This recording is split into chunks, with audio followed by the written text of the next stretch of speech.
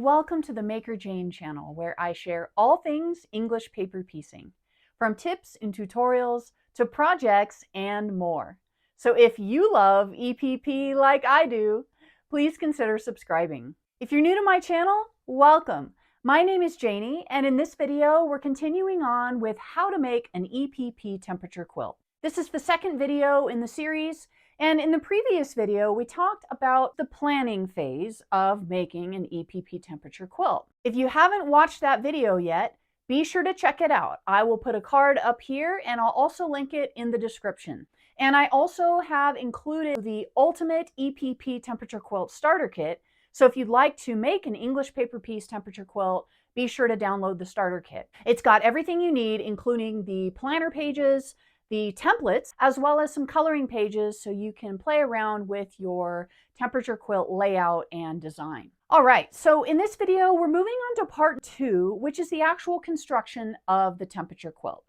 And I'm going to be showing you my process and the steps I'm taking to put together the temperature quilt that you see behind me. So far, I've got a few rows, as you can see, and I've been starting to put them together. So I've had a few of you ask, how am I doing that? So I thought I would put together this video and show you step by step what I'm doing exactly to create my temperature quilt. Now, keep in mind, I'm using a specific temperature quilt layout that was one of the layouts that I gave you as a suggestion in my recent blog post on how to plan a temperature quilt in 3 steps, which I will link that blog post below in the description so you can check that out.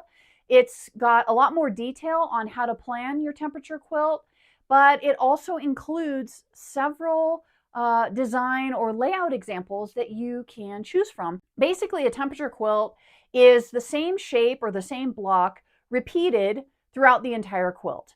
And it's usually made up of a 2-color or two section block. So in my case, I am using a hexagon that has been split in half so that I can have one color on one half and another color or temperature on the other half. But you can arrange hexagons in all sorts of different ways. And so to narrow down that maybe kind of creative overwhelm, I have provided a few suggestions and just some ideas on how you could arrange the hexagons in your temperature quilt. And for my particular temperature quilt, I am going to be using this layout right here. So I am going to be configuring my quilt in a diagonal type of design. And that is how I'll be assembling my hexagons as well. So just keep in mind that if you choose a different layout, like say maybe one of these other layouts here on the blog post, the actual process that I show you in this video will be the same. It's just the order or the arrangement of your pieces will be slightly different. So the first step in constructing your temperature quilt is get your templates ready for using them. Use your preferred method to cut out your templates. And again, I've provided the templates for you if you'd like to make the temperature quilt that's similar to mine. You've got those templates available to you for free within that starter kit that I have linked in the description. And once you've got all your templates prepped and ready to go, then the next step is the basting step. So the way that I go about basting my templates is first I put down a little dab of glue on the back side of the template, and then I flip the template over and I press that down onto the wrong side of my fabric. And I do this before I cut the fabric because for me it makes it easier to cut the shape out of the fabric once the shape has actually been attached to the fabric. So you can really do this however you're most comfortable, but this is the way that I prep my fabric and my templates. And for the temperature quilt, what I'm doing is I'm taking 1/2 hexagon and I am basting it with the high temperature of a single day. And then I take another 1/2 hexagon and I'm going to do the same exact thing with the low temperature of that particular day. And those 2 1/2 hexagons will then be paired together. So I try to keep my high and my low together. And I always cut out the high and the low for a given day at the same time. I don't like to separate them because it becomes more and more difficult to keep track of everything. So here I am cutting out the low temperature of that same day that corresponds with the fabric that I just cut out. Next, you're going to baste your fabric onto your pieces. And my preferred method of basting is using the glue basting method. So that's what I'm doing here. And I like to baste the two halves slightly differently. So for the high, which is the fabric I'm working with here, I start basting on the short sides and I finish basting on the long side. So the long side is the last side that I baste on the shape that corresponds to the high temperature. For the shape that corresponds to the low temperature, I start basting on the long side and then I finish off on the short sides. The reason for this is because I have found that as I was putting my pieces together, the little tails of the seam allowances were clashing and they were running into each other when I was basting everything the same. So I figured out that one of the halves of the hexagon really needs to be basted slightly differently so that those tails will actually nest together rather than run into each other.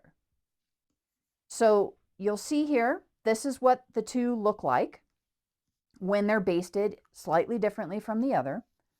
So the one on the right is my high temperature, and that's the one I'm going to write the information on. That's the one that has the tails facing up. And then the unit on the left is the low, and those tails are facing down. So after you've basted your pieces, you want to make sure that you mark them just like I did on the back. I just write down the date that it corresponds to.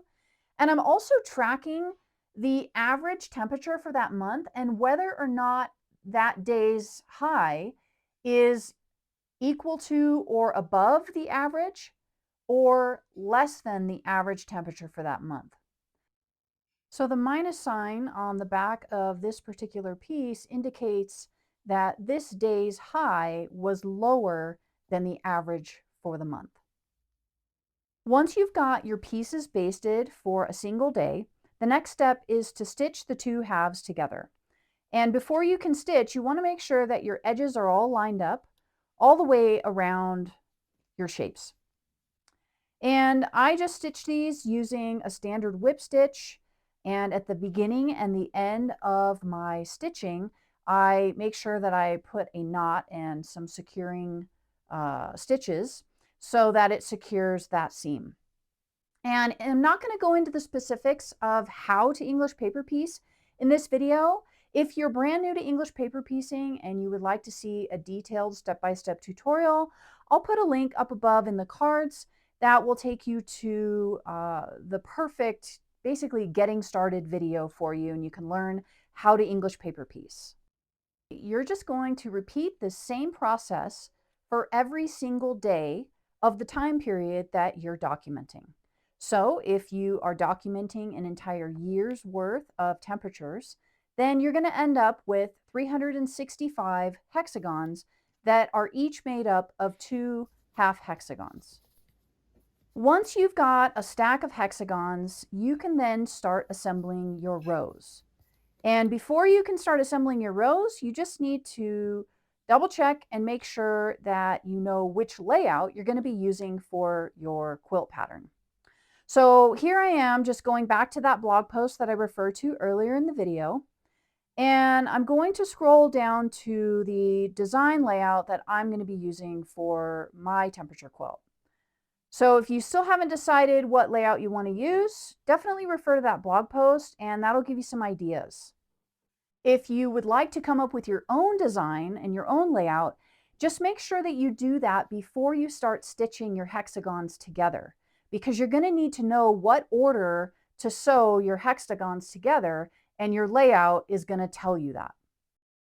So the layout that I'm using starts right here in the corner, and there's only 2 hexagons that it starts off with. On the top of this particular hexagon, I have the high on the top and the low on the bottom. And you'll notice that I marked the back with a plus sign. On the next hexagon, I marked it with a minus sign. So the plus in this case represents that the high temperature is either equal to or greater than the average high temperature for the month. So for every day that has a high temperature that is equal to or greater than the average, I'm arranging the hexagon just like this, where that half hexagon line is facing up towards the right. Now this particular block has a minus sign on it. So for the minus, I'm arranging the hexagons with that half hexagon line pointing down to the right. And these two make a row just like so. So I would stitch together the seam between those two hexagons just like I have it arranged. Now this black hexagon that I'm pointing at here on the screen of my iPad, that is going to be a solid hexagon rather than a hexagon that's been cut in half. And the reason for that is because at the beginning of each month, I'm using a solid hexagon to indicate what the average temperature for that month is. So for the solid hexagons, I just look at that average temperature for the month and I refer to my color chart to figure out which color, which fabric I need to use for my solid hexagon. And then I'll grab that fabric and do the same exact thing that I did with my half hexagons by attaching the template to the wrong side of the fabric with a little dab of glue, then cutting the fabric around the template, leaving at least 1/4 inch of a seam allowance. And then finally glue basting those seam allowances onto the template. Once you have enough pieces for an entire row, the next step is to stitch the row together. And I'm going to show you how to do that in just a second. But before I do, I want to discuss something about this pattern that I'm working with. So you'll see here that I only created the 3 shapes that are in this lower section of that particular row. I did not create any of the other shapes that are showing up here in black. And the reason for this is because I don't yet know what I want the background of my temperature quilt to be. All of these stripes here going through the middle are going to be the actual days of the year. But these 2 corners here that are in black on the blog post, those are technically background hexagons, and I don't yet know what color I want for my background. What I do know is I want these colors to pop, and I want the background to recede. And I'm also not worrying right now about these half hexagons that are around the edge of the quilt, because those are going to be part of the background as well. So for this particular layout, my hexagons are sitting on point, and each of the rows that I'm assembling are the diagonal rows. And these black hexagons that are in the middle of the quilt design indicate the beginning of each month. So before I start another month, I look at the average high temperature for that month. I grab a solid hexagon and I baste it with the corresponding fabric that matches the average high temperature for the month. And then every hexagon after that will correspond to that particular month. So next I'm going to show you how I arrange and assemble the next row in this particular design. That way you can see how an entire row goes together. And I'm going to explain how I use the information on the back of the template to determine the arrangement of each template within the row. So first off, you want to count how many hexagons you need for the row that you want to stitch together. And then gather your hexagons and go ahead and stack them together in date order. So I've got my stack of blocks here and I'm arranging the high temperature for the day on the top and the low temperature on the bottom. So you want to make sure that you've got them arranged properly, however you want to arrange them. And then I'm referring to the plus or the minus sign on the back to determine which direction I want that angle to go. So you can see here for the minus, I'm placing the angle sloping down to the right. And what I mean by angle is basically the seam between the 2 half hexagons for any given hexagon. If it's a minus sign, that seam in the center of the hexagon is being angled down and to the right. If it has a plus on the back, like this one does, I'm making sure that I arrange that seam to be angled up and to the right, just like this. What I like about doing it this way is that within the temperature quilt, it's creating a little bit more variety and a little bit more visual movement within the quilt, so that not all the pieces are all facing the same direction and you're just getting this big giant diagonal line. You're actually getting a little bit of dancing and a little bit of movement from piece to piece. And between that and the mixture of colors that's going on in this temperature quilt, I think it's going to make for a really interesting temperature quilt. Once you've got your pieces laid out in the row, in the order that they're going to be sewn in, then you can go ahead and start stitching. And I like to place my hexagons back down on the table before I pick up the next piece, just to make sure that everything is still in the correct arrangement as I'm stitching along.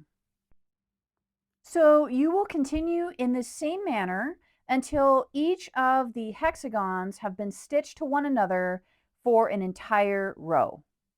And once you have several rows assembled, the next step is to stitch your rows to each other. So again, just a reminder, be sure to refer to the video on how to sew rows of hexagons together for the next step in constructing your temperature quilt.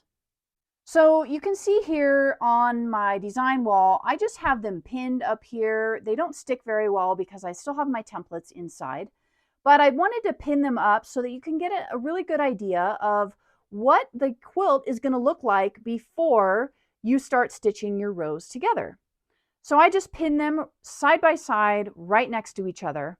And I really love the effect of the different angles of my hexagons and how they are creating like a little bit of a dance and a little bit of movement as they go from one angle to the next, alternating back and forth. And I just think it really adds just a beautiful interest to the quilt. Because as you can see, there are going to be times when you're going to have the same fabrics in the same position for a few days in a row. And as we get into the hotter months, we may end up with a lot of hexagons that are in the same color and in the same arrangement. So having the ability to flip-flop them a little bit based on the high and whether or not that particular day was higher or lower than the average high temperature for the month adds a little bit of interest to the temperature quilt. I hope you enjoyed this video. If you are planning on making an English paper pieced temperature quilt, let me know down in the comments below. And if you have any questions from this video and you need me to clarify on anything that I shared, let me know in the comments as well. I'm happy to answer your questions and help you move forward on your project. If you haven't yet, be sure you download the Ultimate EPP Temperature Quilt Starter Kit. Get your planning pages printed off, get your template sheets printed off, and your coloring pages printed off so that you can start planning and making your temperature quilt. And again, if you have any questions, you can always reach out to me here on YouTube underneath the video in the comments section. You can also email me at hello@makerjayne.com. If you did like this video, please give it a thumbs up and share it with a friend.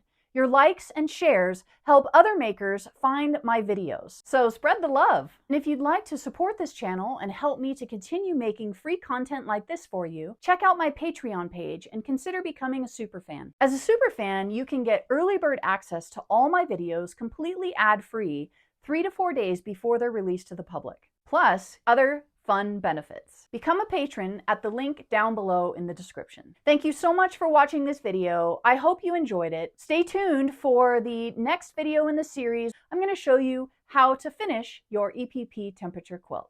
So be sure to subscribe if you haven't done so already. Until next time, keep on stitching.